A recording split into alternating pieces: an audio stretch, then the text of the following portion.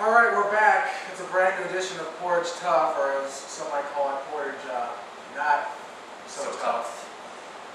And obviously another tough loss for Portage, and it was a score that we correctly predicted on the show. Exactly, right on the mark. So everything we knew was going to happen, happened. We knew it.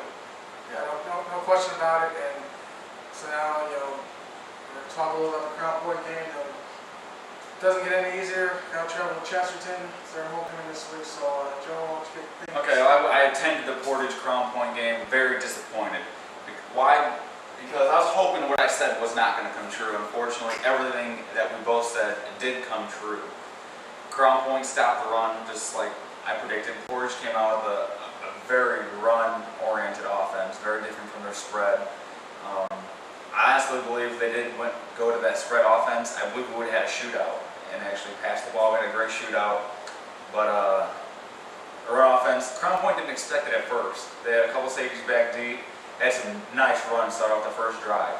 If we didn't have that holding call, we probably would have scored a touchdown on that first drive. But we had a big holding call that moved us back, and then that was basically all she wrote. Crown Point just dominated ever since. We had no answer for their offense. Well, obviously, it comes down to defensively. Trying to stop that Crown Point run attack. Just run after run after run. They have so much size in that line. They probably got average like maybe 270 in the offensive line. Yeah, there's some big boys. Now, I saw that really they kind of kept Atherton in check, but those little dump off passes to the fullback. Yeah, those bootlegs just confusing the hell out of these linebackers. The first bootleg they did, they took it all the way. They had like a 60, 70-yard gain off it. Fullback or tight end, he was wide open in the flats, untouched, just gone. Everyone sucked in on that run. And then obviously you get down a couple scores, and what changed? Did they even try changing their mode of attack? They think, made a couple personnel changes. Hell, even at one point, we had the only person on that defense that was motivated, Roy Woodard, was actually getting in the face, and I think he was cursing at some of our defensive linemen. I know he was cussing at big old 66 there. He was just getting blown up all day. He didn't have a chance against that Crown Point offensive line. And I think Roy Woodard is the only kid on that defense that shows any motivation. The old kind of Portage Tough, Yeah. He was the only kid out there that looked inspired to do anything. Like I said, there's a quote on the message board. The assistant coach is sitting there talking to the players right before the game, trying to get them motivated. One of those Newt Rockney speeches. And there's one kid sitting there, yeah, let's do this. Let's come into their house and beat them. And then everyone else is like, damn, these are some nice Nikes. Man, where am I going to get a burger at after the game? And no kids, they just don't seem motivated to play football. The kids just don't want to play. And why is that? What is that? Does that come down to is Flowers not getting these guys motivated? Do they not believe in what they're doing? I believe it's the latter of the two. I believe Flowers. It seems like he is a great motivator, and obviously their assistant coach is trying to get these kids motivated. But I believe the kids just don't believe in the coaching. I don't know. There's a couple kids that I know that do, because a couple kids got pissed off about a little quote on the message board about, hey, it looks like Mark Peterson out there. But it's true. But honestly, Mark Peterson he's a better at least offensively, a better coach. He attacks defenses the way it should be attacked. He puts people in the right situation for his offense. And Flowers is not putting people in the right situation for his offense. And he did at the beginning, but now he's just not using the talent that he has. A lot of people say it comes down to coaching. But you're not a good coach if you don't have the Jimmys and Joes. But this team has Jimmy, Joe, John, Jack, and all the other J's you can think of. Yeah. This team has those, but they're only using Jake. That's the only player they're using. Okay, all right. Let's get a couple things straight here. Okay, obviously they have no shot winning the AC. That's over. That's over and done with. Okay, so what do you do with the rest of the season? Well, you need to try to find something that's going to work in the playoffs. You need to try to change up some things that's actually going to give you a chance in sectionals. If that means that you lose a couple more games down the road, experimenting, maybe trying a couple other new players at different positions, or trying to do something to, inspire and pump up this offense, to try to. And what's the easiest way to inspire an offense? What's the easiest way to pump up an offense? You tell me, Joe. Quarterback change. Everything starts with the quarterback. Houston has shown over and over, week after week, that he loves to create turnovers. Well, he might not love it, but he likes, it's what he does. He creates turnovers. He throws too many interceptions. I believe bring back your spread offense. Give Chris Knese a shot. I went to all 3 games. Portage played Maryville. I went to their varsity, JV, and their freshman game. Now, Chris Knese, I went to their JV game against Crown Point. Chris Knese played solid at quarterback. They didn't score any points, but he really doesn't have any talent around him on that JV team. But Knese looked very solid against Crown Point. And hell, they got a great freshman quarterback. His last name's Pyramid. He's like 6 foot tall, or 6'2". He's got a rocket laser arm. This kid's going to be something special. And also, I believe the freshman head coach is their best coach out of all 3 staffs. He is one hell of an offensive play caller. You can make that change, and Houston's a good athlete. You can find a place for him out there. You can find a place for him either a slot receiver, absolutely, as a tailback. I mean, he can play football, but he just can't. He can't play quarterback. I mean, it's just put him in the slot and the spread. Run your spread offense. Throw him in the slot and let Chris Knese throw the ball to Alvin and Rashawn. Let those 2 playmakers do work. You think about it. It's been 5 weeks, and what is Houston giving you in the passing game? Not much. He hasn't given you too much in the running game either. So I mean, obviously you got to try something new. Obviously, everything you've tried hasn't worked. Okay, they're not a pounded down your throat offense. I knew that wasn't going to work, and especially when you play Valpo, that's definitely not going to work. You'll get shut out. If you run this offense against Valpo, you're going to get shut out. That's a promise.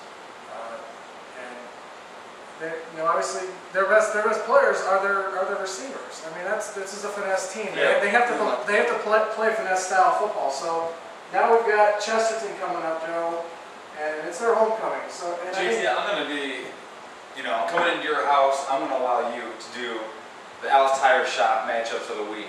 Wow, thank you, Joe. All right, JT, let's start off on offense.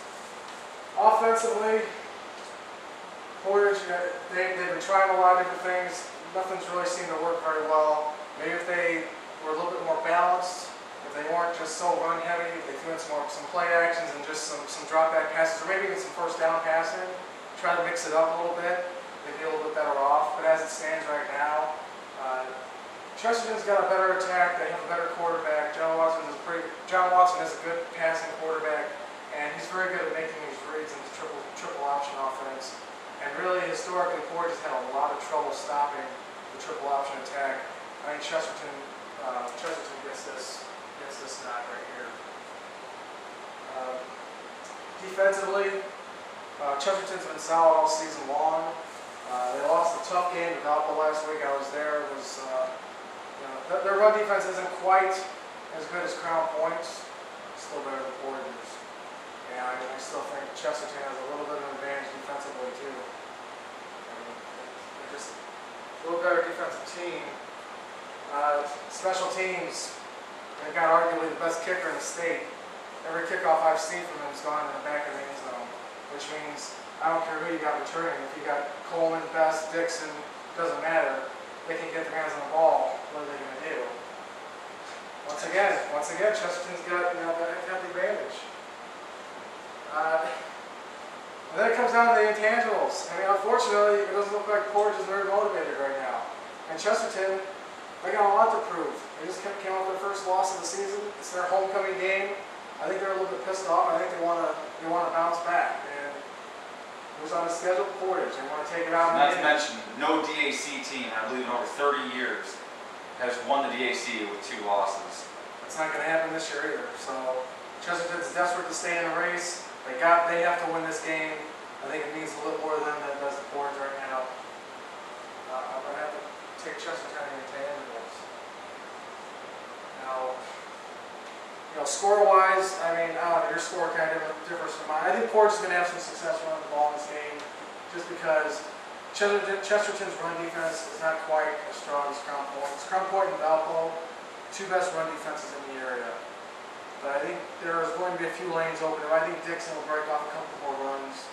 I think they'll score 14, maybe 21 points. But I don't think they're going to stop John Watson, that Chesterton triple option offense. I'll go like 28-14. That's what I think. I'll say something like that. I don't know what you think. What do you think? Yeah, you've seen Chesterton play. I haven't. I got to go with their score, 28-14. So, once again, I mean, this is it. Portage has got to come out and they have to be motivated. You have to want this, and this is, it's now or never. I mean, if you're not going to turn it around now, you're not going to turn it around, at all, because the only game on the schedule right now that I can pretty much chalk up a victory is Michigan City. I'm not even sure they could beat LaPorte right now when they're playing. That's how bad it is. So, well, let's hope this team can look themselves in the mirror and say, hey, look back in the year 2006. Portage had a similar record back then in 2006. And what they do? They came away, beat Chesterton, and it was their homecoming. Similar situation. Went to Michigan City, beat Michigan City. Blew out Valpo. Beat a top-ranked LaPorte team. That they turned the whole season around. So, and then they went in again, beat Valpo in sectionals, and nearly beat, I think, number 3 in the state, Crown Point, in sectionals. It was very close. So obviously, whatever the record is at the regular season doesn't impact where they stand in the playoffs. So it's just, you got to figure out some things that are going to work. That's what you got to do. Figure out, change your philosophy a little bit. Maybe make a few changes. Maybe make a quarterback change. But obviously, if they have any chance of going anywhere in the playoffs, they have to change up some things. Maybe they're hiding some things till playoffs. I doubt it. But I mean, you gotta come out with something here. You gotta show some fight, because right now you just look like a team that's dead in the water. Unfortunately, that's going to happen on Friday. They're going to look dead in the water because it's supposed to be raining. All right. Well, that's our show for this week. So good luck.